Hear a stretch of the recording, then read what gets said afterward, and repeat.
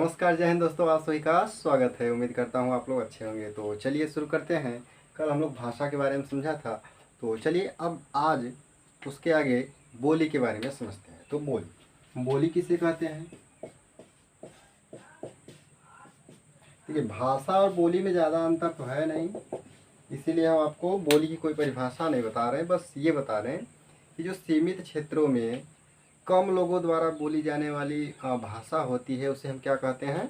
बोली कहते हैं। तो चलिए बोली के बारे में बस थोड़ा समझ लेते हैं। जैसे अभी हम बोल रहे हैं, मान लीजिए खड़ी बोली में, ठीक है। लेकिन अगर अभी हम लोग ठेठ हिंदी में बात करना प्रारंभ कर दें, प्लस जैसे अभी थोड़ा सा दूर जाएं, मान लीजिए वाराणसी गए, तो वहाँ की अलग थोड़ी सी उसमें बोलचाल की भाषा में अंतर आ जाता है। तो ये क्या है? यही बोली है। यही हर जगह जगह पर जो बोलियाँ बदल जाती हैं, उन्हें ही क्या कहते हैं? बोली कहते हैं। तो चलिए बोली के बारे में इतना काफ़ी है। और अब समझ लेते हैं बोली और भाषा में अंतर, ठीक है। तो एक तरफ लिख लीजिए आप बोली, और एक तरफ आप लिख लीजिए भाषा। चलिए उल्टा हो गया, कोई बात नहीं, इधर लिख दीजिए भाषा। तो देखिए, बोली जो है सीमित क्षेत्रों में बोली जाती है, यानी कम लोगों के द्वारा। सीमित क्षेत्र होता है, इसका क्षेत्र कैसा होगा? सीमित होगा।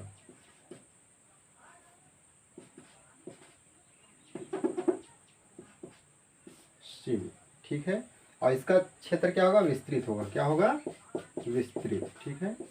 यानी देखिए, बोली क्या होगा? कम लोग बोलेंगे, कुछ ही दूर में होगा। जैसे मान लीजिए 2-4 किलोमीटर कहने की बात है, लेकिन होता क्या है कि बोलियां भी अब धीरे धीरे विकसित हो रहे हैं। जैसे भोजपुरी क्या है? बोली है, लेकिन वो भी अब धीरे धीरे भाषा का रूप धारण कर रही है। तो ठीक है, वैसे ही क्या है, अब भाषाएं जो है वो बहुत विकसित होती हैं और बोलियां थोड़ा कम विकसित होती हैं। तो आप इससे भी कह सकते हैं कि ये क्या होती है?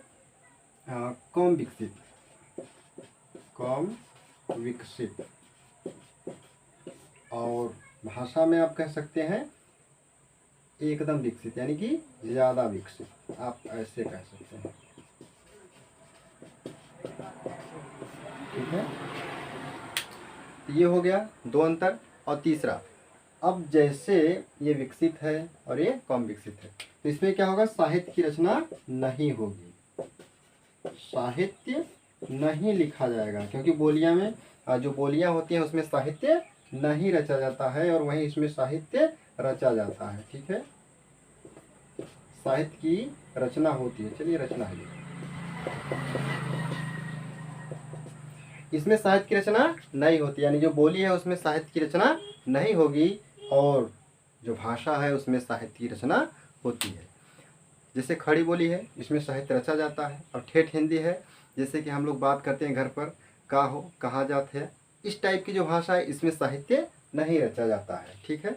अंतर उम्मीद करता हूँ आप लोग समझ पाए होंगे, ठीक है। और अंतर इसमें क्या जोड़ सकते हैं आप?